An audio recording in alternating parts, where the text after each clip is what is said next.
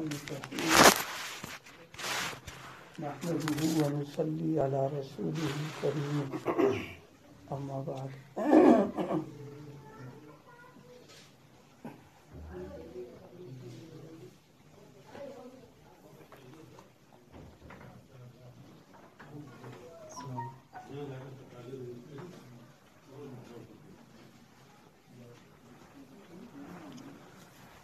اللہ تعالیٰ کو سب سے زیادہ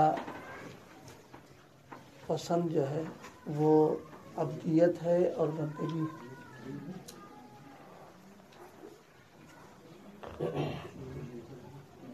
عبادت ہی کے لیے اللہ تعالیٰ نے ہم سب کو پیدا کیا ہے.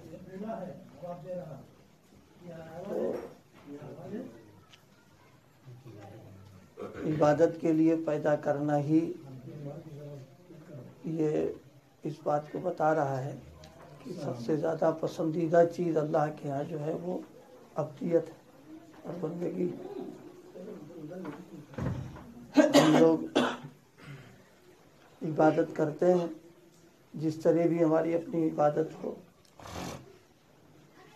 اصل چیز ہے عبادت کرنے کے بعد جو ہم نے عبادت کی ہے ان کی شان کے لائق ہوئی کہ نہیں ہوئی ہے. جیسے کام کرنے والا کام کر لیتا ہے، اب کام کرنے کے بعد اسے فکر اس بات کی ہوتی ہے کہ یہ کام مالک کی مرضی کے موافق ہوا ہے کہ نہیں ہوا. کیونکہ اگر مرضی کے موافق نہیں ہوا ہے کام تو ساری محنت بیکار چلی گئی، اس لیے کہ نہ مزدوری مل رہا ہے نہ انعام مل رہا ہے اس کو. لیکن اگر کام ایسا ہوا کہ مالک کو پسند آ گیا تو ساری محنت وصول ہو گئی.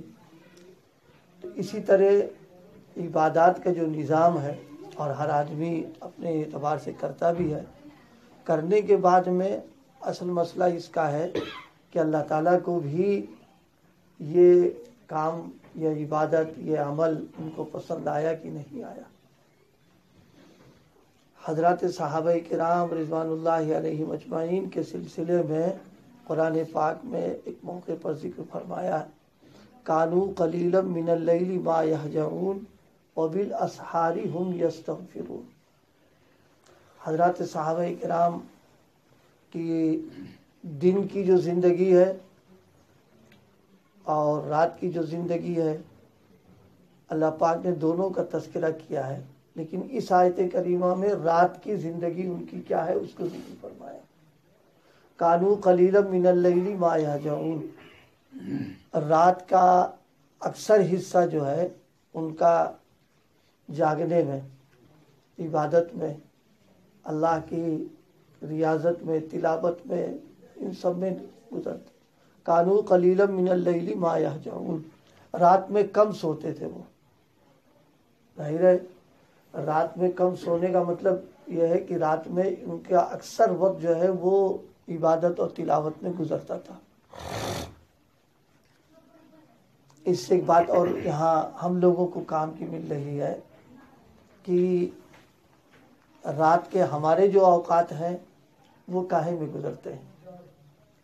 رات کا جو اللہ نے رات بنائی ہے اور ہم کو دی ہے اس کا استعمال ہمارے یہاں کس چیز میں ہو رہا ہے اور صحابہ کرام کس چیز میں استعمال کرتے تھے.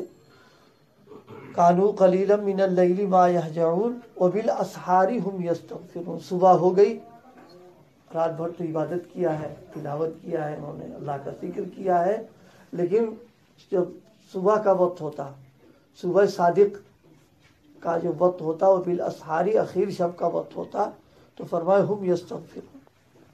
گویا رات میں کچھ کیا ہی نہیں ہے، اب ان کو ندامت ہو رہی ہے، اللہ تعالیٰ سے وہ استغفار کر رہے ہیں. اس میں ایک بات یہ معلوم ہو گئی کہ اعمال کرنے کے بعد میں یہ احساس ہونا کہ ہم نے عمل نہیں کیا یا جیسا چاہیے اس کا حق ادا نہیں ہوا، جس کو کہتے ہیں فنائیت، یہ اللہ پاک کو بے انتہا پسند ہے.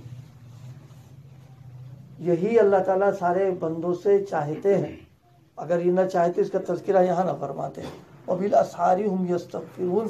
ایک تو رات میں جاگے ہیں بیچارے، نمازیں پڑھی ہیں، تلاوت کیا ہے، انہوں نے تسبیحات کر کے عمل کیا ہے تو بہت بڑا عمل ہے وہ۔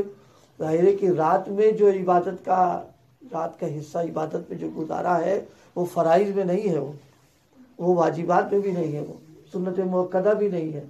فرائض و واجبات تو یہ نمازیں جو 5 ہیں ہماری یہ ہیں، یہ اب وہاں تذکرہ ہو رہا ہے ان 5 نمازوں کے علاوہ جو اوقات رات کے ہیں اس کے بارے میں ذکر فرما رہے ہیں۔ تو ان اوقات کو اپنی اللہ کی عبادت میں گزارنے کے بعد ان کو یہ احساس ہونا کہ ہماری رات تو ایسی چلی گئی، ہم نے کچھ کیا ہی نہیں، ہم سے ہو نہیں پایا، یہ ہے ابدیت اور فنائیت کی بات۔ اور ظاہر ہے حضرات صحابہ کرام رضوان اللہ علیہم اجمعین میں جو صفت آئی ہے یہ اللہ کے پیغمبر علیہ الصلوۃ والسلام کی ان کے اندر آئی ہے۔ تو معلوم ہوا کہ نبیوں کا اور ولیوں کا اور صحابہ کرام کا معاملہ کچھ سب کچھ کرنے کے باوجود احساس ہے کہ ہم سے کچھ نہ ہو سکا۔ اب ظاہر ہے یہاں تو ہم کچھ نہیں کرتے لیکن احساس یہ ہوتا ہم نے بہت کچھ کر دیا، اس سے بڑی زیادہ محرومی اور کیا ہو سکتی ہے ہماری۔ ارے 5 وقت کی نماز ہم نے پڑھ لی، وہ بھی ہماری نمازیں جیسی ہوتی ہیں کہ وہ نماز شروع ہونے کے بعد تو مسجد پہنچتے ہیں اور سلام پھیرنے سے پہلے جوتا سنبھالنے کی فکر ہوتی ہے، ہماری نمازوں کو تو حال یہ ہوتا ہے۔ تو اب ہم ان نمازوں کو پڑھ کر کے اپنی عبادتوں پر اترانے لگے اور یہ کرنے لگے کہ ہم سے بہت کچھ ہو گیا۔ یہ ہمارے لیے گویا سبق نہیں افسوس کی بات ہے۔ اور یہ حضرات ظاہر ہے جب نوافل میں ان کا یہ اہتمام ہے تو فرائض کا دن میں کتنا اہتمام ہوگا ان لوگوں کا۔ فرمائے وبالاسحار هم یستغفرون کہ صبح ہوئی، صبح صادق یعنی آخر شب آ گئی تو آنے کے بعد اب استغفار میں لگ رہے ہیں۔ وہ استغفار یہی کہ بس کچھ نہیں ہو سکا، حق ادا نہیں ہو پایا، یا جو کچھ کیا اس لائق نہیں اس کو پیش کیا جا سکے، اس پر ان کو استغفار، اور یہ چیز انسان کی ترقی کا ذریعہ ہے کہ سب کچھ کرنے کے بعد میں اندر سے یہ احساس پیدا ہو جائے کہ نہیں ہو پایا۔ بس اللہ پاک کو یہی پسند ہے، اسی لیے نمازوں کے بعد استغفار کا حکم 3 مرتبہ استغفر اللہ استغفر اللہ استغفر اللہ، 3 مرتبہ، یہ تسبیح کے طور پر نہیں، ورد کے طور پر دل میں واقعی اندر سے احساس ہو، ندامت ہو اور یہ پڑھے آدمی تو انشاءاللہ پھر اس کی برکت ملے گی انسان کو۔ تو نماز کے بعد جو استغفار ہے یہ آیت کریمہ اس سے سمجھ میں آ رہی ہے کہ تہجد کے بعد وہ کر رہے ہیں تو فرائض کے بعد تو اور زیادہ مسئلہ آ گیا اس میں آ کر کے استغفار کا کرنا، لیکن کرے اس طرح پر کہ واقعی ہمارے اندر ہماری عبادتیں اس لائق نہیں ہو سکی جیسا ہونا چاہیے۔ اور حقیقت یہ ہے ہم لوگوں کی نمازیں، ہم لوگوں کا جو کچھ ہو رہا ہے اگر دیکھا جائے تو بس صورتاً تو نماز ہے، وہ حقیقتاً نماز باقی نہیں ہو پا رہی، اس کے اندر بہت سی کمیاں ہیں، آداب ہیں، مستحبات ہیں، سنن ہے، نہ معلوم کتنا چھوٹ جاتا ہے اس کے اندر ہے۔ بس یہ ہے کہ ہم نماز پڑھ رہے ہیں یہاں پر ہیں تو اس وقت جو توجہ دلائی گئی ہے وہ اس بات کی طرف دلائی گئی کہ اللہ پاک فنائیت اور ابدیت والی بات ہمارے اندر پیدا فرما لے۔ ہم تھوڑا سا کچھ کام کر لیتے ہیں دین کا کسی بھی لائن کا ہو تو اب ہمیں ہضم اس وقت تک نہیں ہو پاتا جب تک کہ اس کا چرچا 10 لوگوں میں نہ ہو جائے، کسی بھی عنوان پہ ہو جائے۔ ایسے اب رات میں اٹھنے لگے مان لیجئے توفیق مل رہی ہے، تب صبح اونگ رہے ہیں، صبح سست بیٹھے ہوئے اور ایسے بنائے ہوئے کہ لوگ پوچھیں گے حضرت کیا ہو رہا، تو بتایا رات میں جاگے تھے۔ یہ سب حرکتیں جو ہیں یہ تو گویا اپنی عبادت کا اظہار کرنا، اپنی عبادت کو بتلانا جتلانا، یہ تو اور مضر ہو جاتا ہے آ کر کے یہاں پر۔ یہ اس لیے بھائی جو بھی کوئی عبادت کر رہا ظاہر ہے اللہ ہی کے لیے کر رہا، اس کے علم میں آ جانا بس کافی، مخلوق کے علم میں آئے نہ آئے اور کسی کو پتہ چلے نہ چلے، بلکہ کوشش یہ ہو کہ اپنی ذات سے اس کو کا اظہار کسی طرح بھی نہیں ہونا چاہیے، نہ اپنی زبان سے، نہ اپنے قول سے، نہ اپنے عمل سے، نہ اپنی نقل و حرکت، کچھ نہیں، جس کے لیے کیا وہ جانے اس کو۔ یہ اور آج کل اس تعلق سے ہم لوگوں میں کمیاں ہو رہی ہیں، ہمارے فرائض چھوٹ جائے اس کا ہم تذکرہ نہیں کرتے، رکعت چھوٹ گئی اس کا کوئی ذکر نہیں ہو پاتا، ہماری جو ہے کیا کہتے ہیں تکبیر اللہ چھوٹ گئی اس کا کوئی تذکرہ نہیں ہوتا ہے، لیکن نوافل اور اوابین کا اگر اہتمام ہو رہا ہے اس کا تذکرہ ہوتا ہے. اور ابھی یعنی اپنے بڑوں تک سے بھی ہم یہ معاملہ کرتے ہیں، اپنے بڑوں تک سے معاملہ کرتے ہیں کہ اس کو دینی اعتبار سے بڑا بنا رکھا ہے، اس سے کمیوں کا تذکرہ بالکل نہیں کریں گے، اس سے ذکر کریں گے ان سب چیزوں کا کہ صاحب تسبیحات ہو رہی، اوابین ہو رہی، نوافل ہو رہی، یہ ہو رہا، اور یہ جو چھوٹ چھاٹ رہا اس کا کوئی تذکرہ نہیں، یہ تو کمی کی بات ہو گئی آ کر کے. آج ابھی مولانا جمیل صاحب نے ایک واقعہ سنایا حضرت شیخ نور اللہ مرقدہ کے تعلق سے. چونکہ اس زمانے مولانا وہاں پڑھتے تھے تو مولانا کہنے لگے کہ حضرت مفتی محمود صاحب رحمۃ اللہ علیہ دیوبند میں تھے، ہر جمعے تشریف لائے، جمعرات آتے، جمعہ حضرت وہیں رہتے، چلے جاتے، شام کو تھے. تو ایک دن حضرت آئے ہوئے تھے، دفتر فضائل کا جو وہاں بیٹھے ہوئے تھے. تو ایک صاحب آئے تو حضرت سے آ کے کہا کہ شیخ سے ملنا چاہ رہے ہیں، اور ملاقات کی کوئی شکل نہیں ہو پا رہی ہے. حضرت مفتی صاحب بہت بڑے ظاہر بڑے لوگوں میں تھے، تو حضرت نے بہت سنجیدگی سے پوچھا کیا کام؟ کہا ایک خواب دیکھا تھا، اس خواب کو بیان کرنا. پوچھا کیا خواب دیکھا؟ کہا یہ دیکھا کہ شیخ پوچھ رہے ہیں کہ یہ کرتے ہو، یہ کرتے ہو، یعنی معمولات وغیرہ کے بارے میں. خیر ان خواب بیان کر دیا. تو حضرت نے فرمایا سچ سچ بتانا یہ معمولات تم کرتے ہو کہ نہیں کرتے ہو؟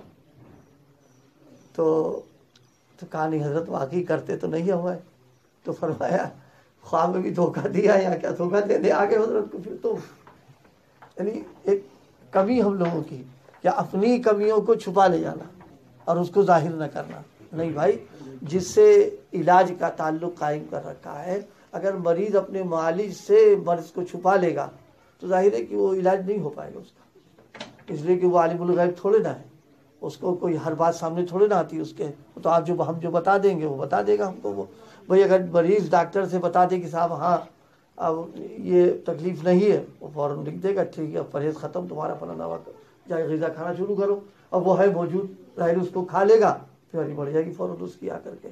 اسی طرح دینی تعلق سے بھی اگر کسی کو ہم نے اپنا بڑا بنا رکھا ہے تو وہاں بھی ہمیں اس کا لحاظ و خیال رہنا چاہیے کہ جہاں اپنی اچھائیوں کو بتا رہے ہیں وہاں کمیوں کو بھی بتائیں، بلکہ کمیوں کو زیادہ بتانا چاہیے. کیونکہ تعلق تو اس لیے قائم ہی کر رکھا ہے کہ کمیاں ہماری دور ہو جائیں. بات اس پر چلی تھی صحابہ کرام کے سلسلے میں کہ ان کا یہ عمل جو ہے تہجد کے بارے میں ذکر کیا ہے، فرائض کے سلسلے میں نہیں کیا. ظاہر ہے جب وہ رات کے اکثر حصوں میں عبادت گزار رہے ہیں تو دن میں ان کا کیا حال ہوگا؟ جب نوافل کے ادائیگی کا اتنا اہتمام ہے تو فرائض کا تو اور زیادہ اہتمام کر رہے ہوں گے. اور ان نوافل کے ادا کرنے کے بعد ہم یستغفرون، اللہ سے وہ استغفار کر رہے ہیں، تو فرائض کی ادائیگی تو ان کو تو اور زیادہ احساس ہوتا ہوگا. اس لیے بھائی ہم سب لوگوں کو اللہ تھوڑا سا یہ حصہ بھی نصیب فرما دے کہ عبادتوں کی جو توفیق ہم کو مل رہی ہے، ملنے کے بعد میں اپنی کسی نقل و حرکت سے اظہار نہ ہو اس کا ذرا برابر ہے، اور یہ احساس رہے یا اللہ جو کچھ بھی ہوا ہے آپ کی شان کے لائق تو نہیں ہم کر پائے ہیں، اس میں کمی رہ گئی ہے، اس کو آپ معاف کر دیجیے. اس احساس کا ایک فائدہ یہ ملے گا کہ انشاءاللہ پھر اور طاعت کی توفیق ملتی رہے گی. اس کو اللہ پاک ہم درخواست لگا دے رہے ہیں کہ آپ کے لائق کر تو نہیں پائے ہیں لیکن بہرحال محروم نہ کیجیے، معاف کر دیجیے ہمیں. تو گویا آئندہ کے لیے درخواست لگ گئی ہے کہ ہم کو آئندہ بھی توفیق عطا فرما دیجیے. اللہ پاک عمل کی توفیق عطا فرمائے. سبحان اللہ.